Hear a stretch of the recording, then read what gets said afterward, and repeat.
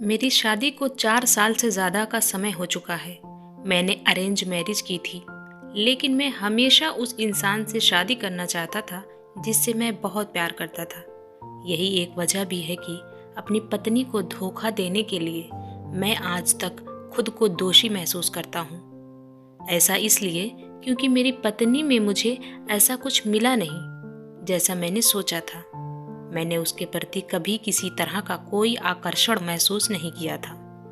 हम भले ही एक रिश्ते में थे, लेकिन हम दोनों में कोई समानता नहीं थी। इस रिश्ते में रहते हुए हम दोनों ही केवल पति पत्नी के रूप में अपने अपने कर्तव्यों को निभा रहे थे।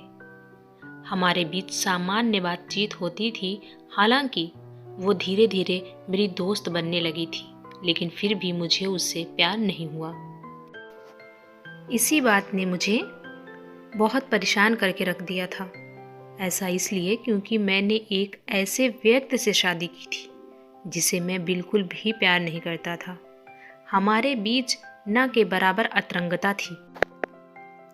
मैं ये तक नहीं जानता था कि वो मेरे बारे में क्या सोचती है, क्योंकि हम दोनों में से किसी ने भी कभी अपनी भावनाओं को एक दूसरे के सामने व्यक्त नहीं किया था। वो काफ़ी खुश मिजाज की थी, जिसकी वजह से वो बहुत कम समय में परिवार के सभी लोगों की पसंदीदा बन गई थी। लेकिन दुर्भाग्य से मेरे साथ ऐसा नहीं था। शादी के 1 साल बाद जब मैं काम के सिलसिले में अपने साथियों के साथ एक बार गया, तो हम सभी ने अपनी अपनी शादीशुदा जिंदगी पर खुलकर बात की। हम सब बात कर ही रहे थे कि मेरी नज़र बार में बैठी एक दिलचस्प महिला पर पड़ी। वो देखने में काफ़ी सुंदर थी।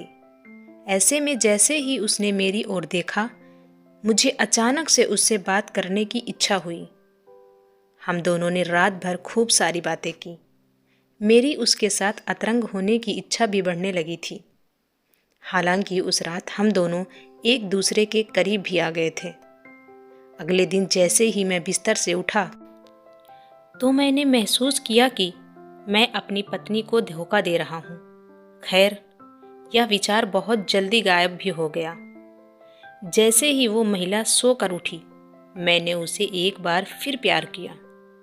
उसने मेरे लिए कॉफ़ी तैयार की, लेकिन इस दौरान मेरे दिमाग में उस गंभीर गलती के बारे में ही विचार घूम रहे थे जो मैंने की थी।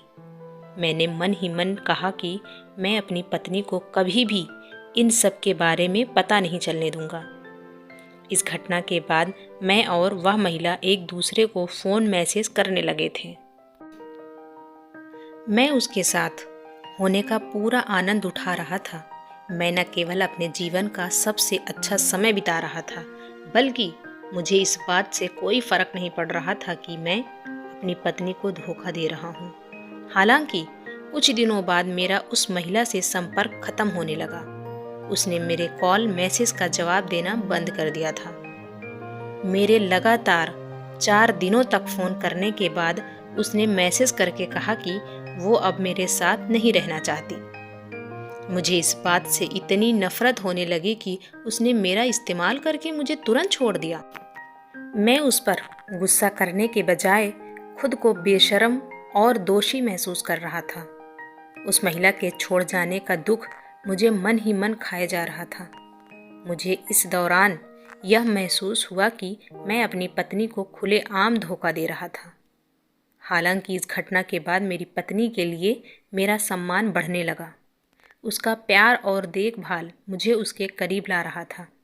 मुझे एहसास हुआ कि दूसरी महिलाओं के पीछे भागने से अच्छा अपनी पत्नी को प्यार करना है। बिस्तर पर मेरी पत्नी होनी चाहिए थी, कोई दूसरी औरत नहीं। मुझे अपनी पत्नी से शुरू से ही प्यार करना था, लेकिन मैंने ऐसा नहीं किया था।